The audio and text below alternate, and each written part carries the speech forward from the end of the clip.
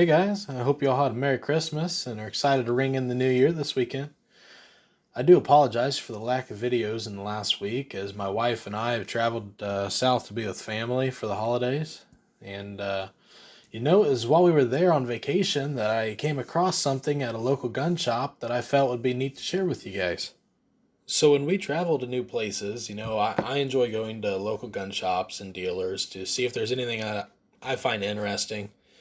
And believe me, I did at this one particular shop. Displayed in a cabinet behind the counter was this SP1 AR-15 1960s. I recognized it, but I didn't know what it was. But, it caught my eye, and I had to find out more about it.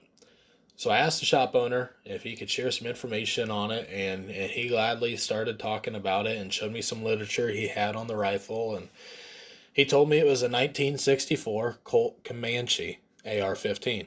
And he said it was a pre-SP1 and that he was asking $4,000 for it. And this seemed like a pretty rare find to me. I'd never heard of such a thing, and my inquiring mind just had to find out more about it. So we decided to leave, and when we got back to the house, I went ahead and started researching and trying to find as much as I could about this rifle. And unfortunately, when we got back to the house, that's where I ran into trouble. See, there is actually next to no information online about a Colt Comanche rifle. There's no pictures, and I found very few forum posts discussing the Colt Comanche rifles. There were some, and that's where some of this information in this video does come from, but it was extremely hard to find anything on these rifles. And being upset that I couldn't find anything about the rifle online, I went ahead and went back to the shop the next morning. Went ahead and asked the owner if I could take some photos of the rifle and if he wanted to discuss some more about the rifle. The shop owner let me pull the rifle apart, look everything over, look at all the maker's marks and Colt's manufacturing logos on the lower receiver. And I looked it all over, and I really didn't know what I was looking at, but I went ahead and took pictures and photos of everything that I thought was important, knowing that I would need that to look at later that night when I was trying to research more on the rifle online. So at this point, I had already formed some opinions on the rifle, and I was rather suspicious of what it actually was. But I still decided to go back home and research all evening to see what I could figure out on it. And this is some of the background information that I was able to find out on the Colt Comanche rifles. And according to the little information I did find online, Colt purchased rights for the AR-15 rifle, or the M16 military designation, from Armalite in 1959. And in 1963 is when they decided to start production of the civilian semi-automatic sporting rifle, chambered in .223. Colt began the production run of the Colt Comanche AR-15 rifles, but only 23 rifles, serial numbers 1 through 23, were made, and they were given out to Colt executives and board members.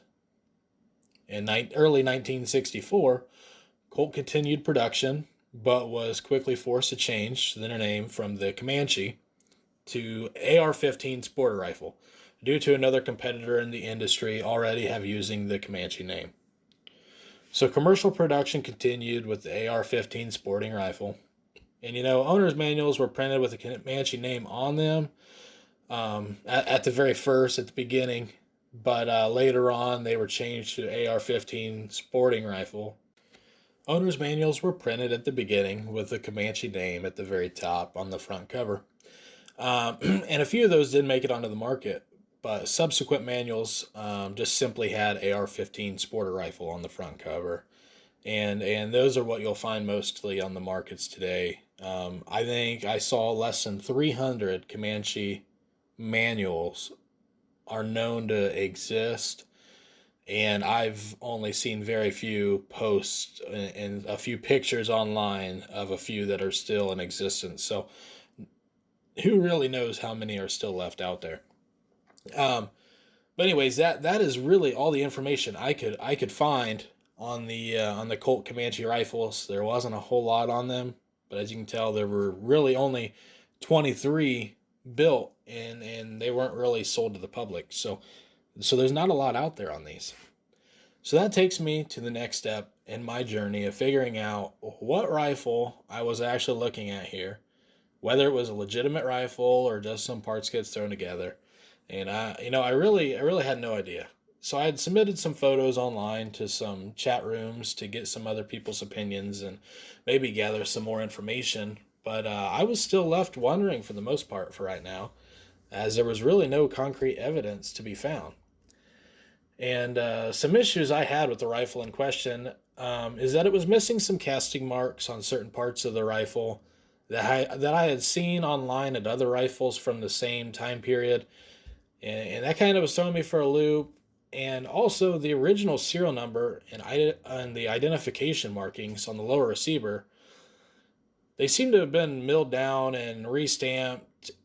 And when I look up the serial number on Colt's website, it actually says it's a 1975 Sporter rifle. So that's quite a few years off from the Comanche that was produced in the early 60s. So nonetheless, I'm still not 100% certain at this point, and I still wanted to find out more. So I started researching the gun piece by piece and taking a look at the lower receiver. It's certainly from an early SP1, a 64, 65.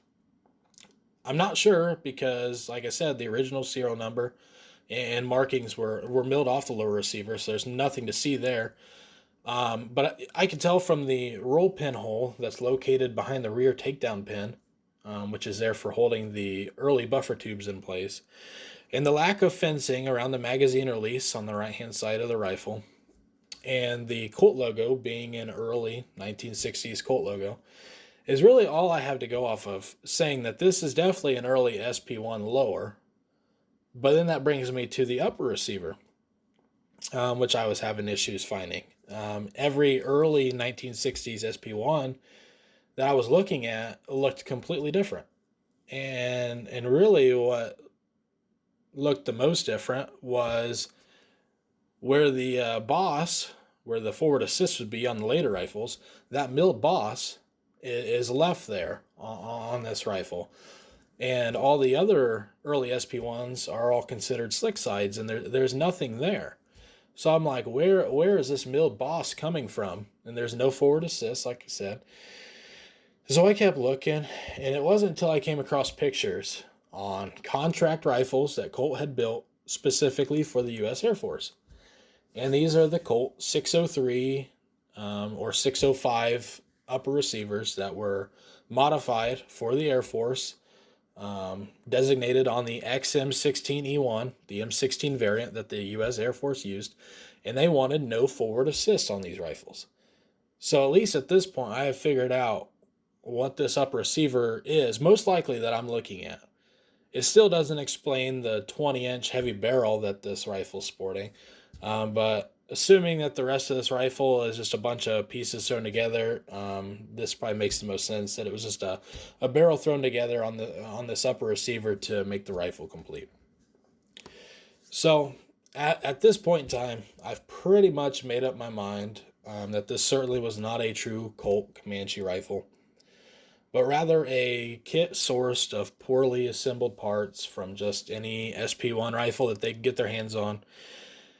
And I'm not saying that the shop owner is trying to pass off a fraudulent rifle here, but rather he probably has no idea what he has, or in this case, didn't have.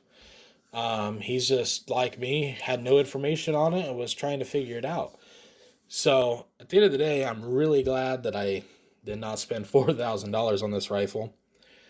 And I wanted to be concrete in my findings. So I went ahead and reached out to Gun Jesus himself, Ian McCollum, from the ForgottenWeapons.com YouTube page, just to inquire on his thoughts of this rifle. And to my surprise, he emailed me back rather quickly, and this pretty much sums up everything we need to know about this rifle.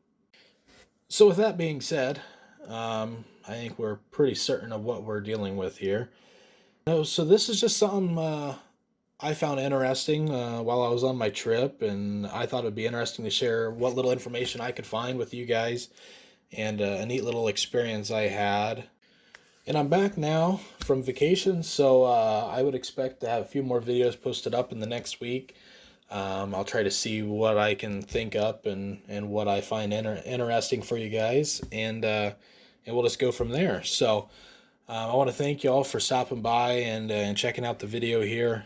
We do have a few other videos up on the channel, so if you do get a chance, go ahead and check those out. Make sure you like, subscribe, and hit that little bell down there for the notifications, so you'll be notified whenever we throw another video up here. So I want to thank you guys for stopping by, and have a great, happy new year. Be safe, and we'll see you in 2023.